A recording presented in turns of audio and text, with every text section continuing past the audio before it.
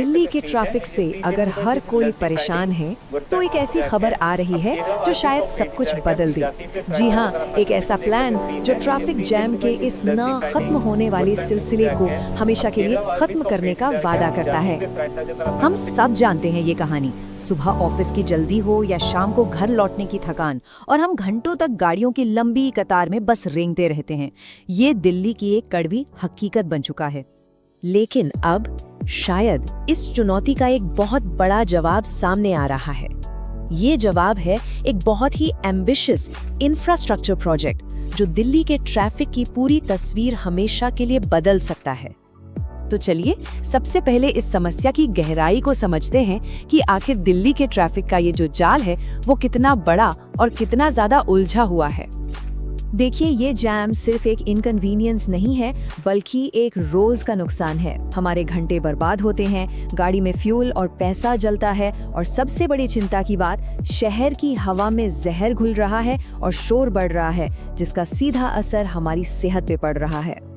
तो जाहिर है मन में सवाल आएगा कि भाई दिल्ली में तो पहले से ही रिंग रोड है, तो फिर एक और की जरूरत क्यों पड़ गई? क्या इससे सच में कोई फर्क पड़ेगा?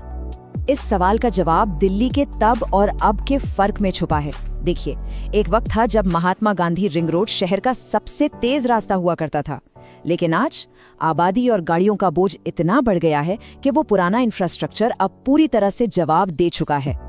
तो फिर सरकार का वो बड़ा और महत्वाकांक्षी प्लान आखिर है क्या?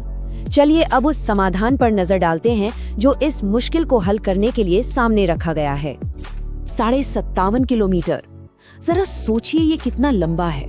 अरे ये तो लगभग दिल्ली से पानीपत तक की दूरी हो गई। इतना बड़ा एक नया एलिवेटेड रिंग रोड नेटवर्क जो दिल्ली की लाइफलाइन को नए सिरे से लिखने का दम रखता है।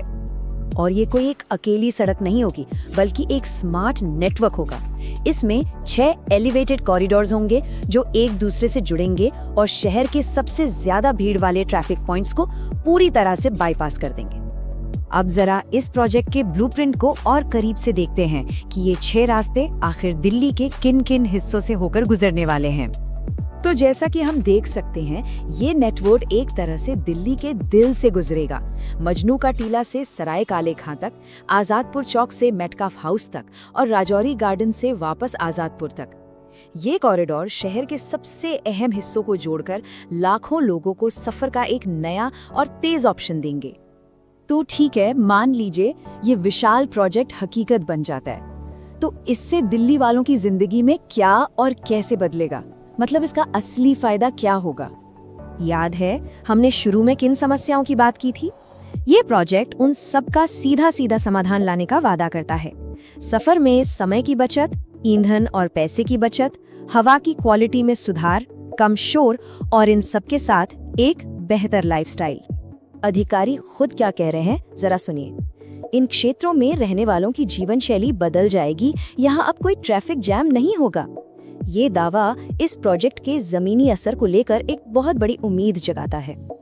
लेकिन जाहिर है इतने बड़े पैमाने का कोई भी प्रोजेक्ट चुनौतियों के बिना तो पूरा नहीं होता। तो चलिए अब इसकी हकीकत और रास्ते में आने वाली अड़चनों पर भी एक नजर डाल ही लेते हैं। ये मानना पड़ेगा कि इतना बड़ा सपना साकार करना आसान नहीं है। जब ये बनेगा तो कुछ समय के लिए ट्रैफिक और बढ़ेगा। सलीमगढ़ किले जैसी 3 ऐतिहासिक धरोहरों को बचाकर काम करना होगा। सख्त पर्यावरण नियमों का पालन करना होगा, क्योंकि ये रास्ता यमुना के ओ जोन से गुजरेगा। और सोचिए, बिजी सड़कों के बीच में मजबूत पिलर बनाना कितनी बड़ी इंजीनियरिंग चुनौती होगी। और हाँ, ये कोई रातों रात होने वाला बदलाव नहीं है।